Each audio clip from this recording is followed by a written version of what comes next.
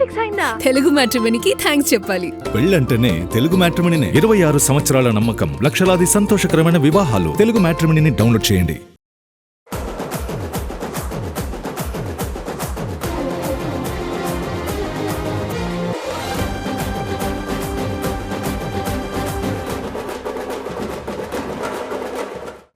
టాలీవుడ్లో చిన్న మీడియం సినిమాలకు స్టార్ హీరోలు తమ వాయిస్తో భలే హెల్ప్ చేస్తూ ఉన్నారు.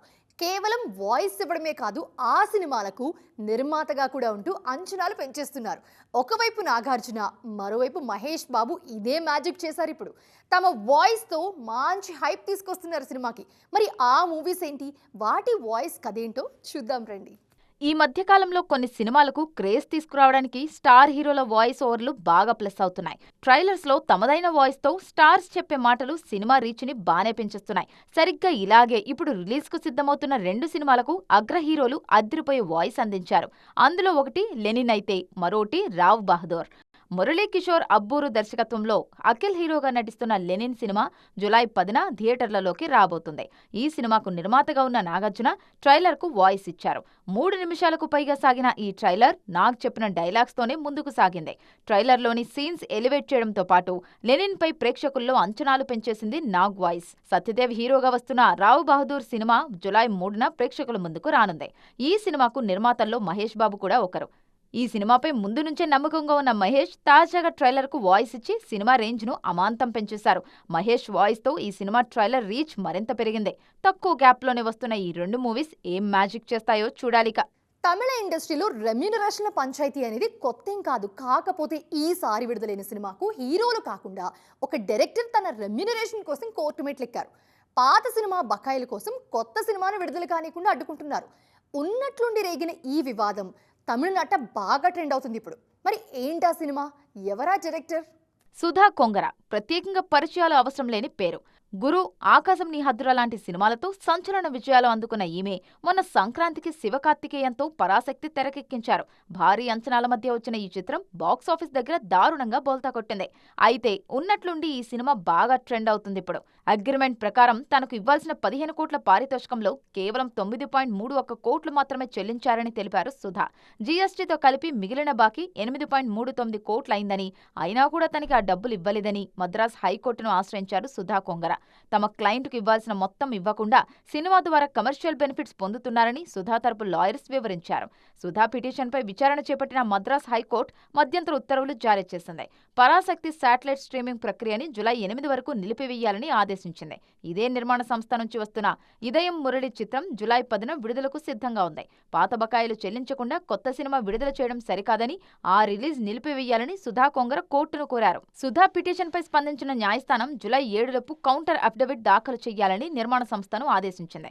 ఆ తర్వాత జరిగే విచారణలు తదుపరి నిర్ణయం తీసుకోనుంది కోర్టు. దీంతో ఇదయం మురళి విడుదలపై కూడా ఆసక్తి నెలకొంది. మొత్తానికి పరాశక్తి విడుదలైనప్పటికంటే ఇప్పుడే ఇంకా ఎక్కువ ట్రెండ్ అవుతుంది. ఈ వ్యవహారం ఎక్కడ ముగుస్తుందో చూడాలిక. కొన్నేళ్లుగా దేవుడి బ్యాక్డ్రాప్ సినిమాలకు డిమాండ్ బాగా పెరిగిపోయింది.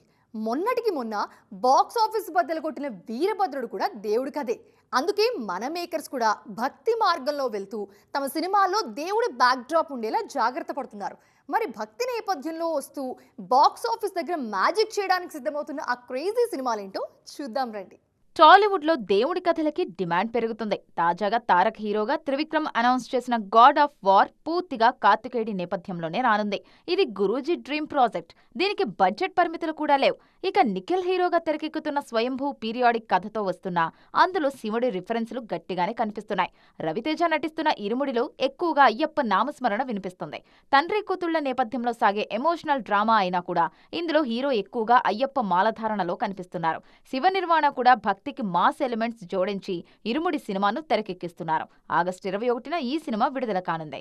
విరాట్ కర్ణ హీరోగా నటించిన నాగబంధం సినిమాలో కూడా శివుడి ప్రస్తావన ఎక్కువగా ఉంది. కేవలం కథ మీద ఉన్న నమ్మకంతో అభిషేక్ నామా ఏకంగా 110 కోట్లతో ఈ సినిమాని తెరకెక్కించారు. అద్భుతమైన విజువల్స్ తో పాటు దేవుడి నేపథ్యం కూడా తోడవడంతో నాగబంధం సినిమా ఏదో మ్యాజిక్ చేసేలాగే కనిపిస్తుంది. మొత్తానికి గాడ్ బ్యాక్ డ్రాప్ కథల టైం నడుస్తుంది ఇప్పుడు. మా ఇంటి బంగారం సక్సెస్ అవ్వడంతో లేడీ ఓరియంటెడ్ సినిమాలకు మళ్ళీ మంచి రోజులు వచ్చినట్టే కనిపిస్తోంది. ఈ సినిమా ఇచ్చిన ఇన్స్పిరేషన్తో మరిన్ని ఉమెన్ సెంట్రిక్ సినిమాలు రాబోతున్నాయి. ఈ జూలైలోనే 2 ఫీమేల్ సెంట్రిక్ సినిమాలు రానున్నాయి. ఇంతకీ బాక్స్ ఆఫీస్ దగ్గర సత్తా చాటడానికి వస్తున్న కొత్త సినిమాలు ఏంటి? అసలు ఈ ఏడాది ఏ సినిమాలు రాబోతున్నాయి అసలు?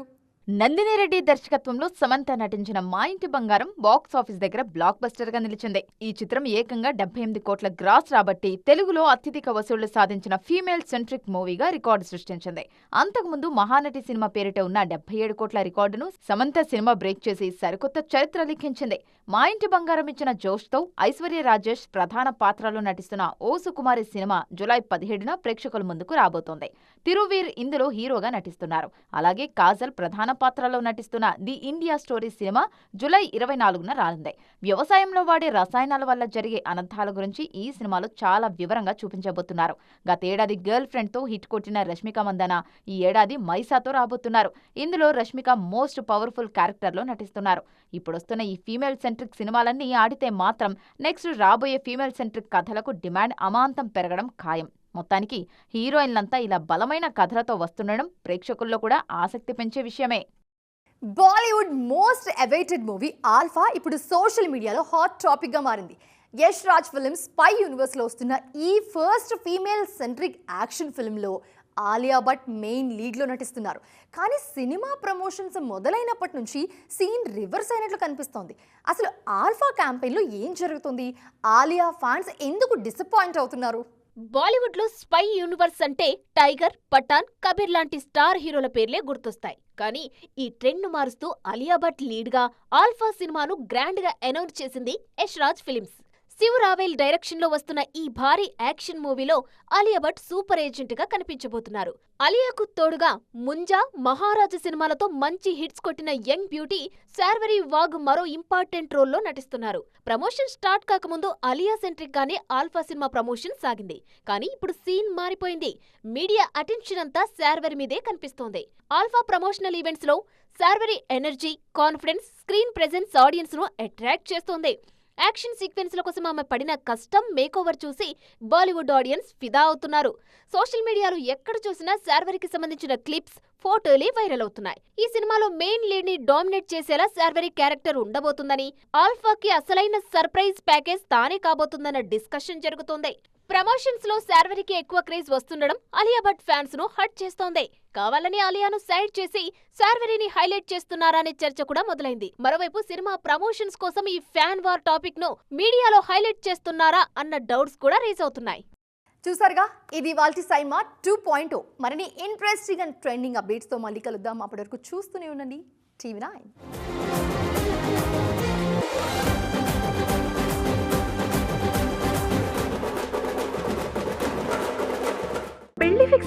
తెలుగు మ్యాట్రిమోనీకి థ్యాంక్స్ చెప్పాలి. పెళ్ళంటేనే తెలుగు మ్యాట్రిమోనీనే. 26 సంవత్సరాల నమ్మకం, లక్షలాది సంతోషకరమైన వివాహాలు. తెలుగు మ్యాట్రిమోనీని డౌన్లోడ్ చేయండి.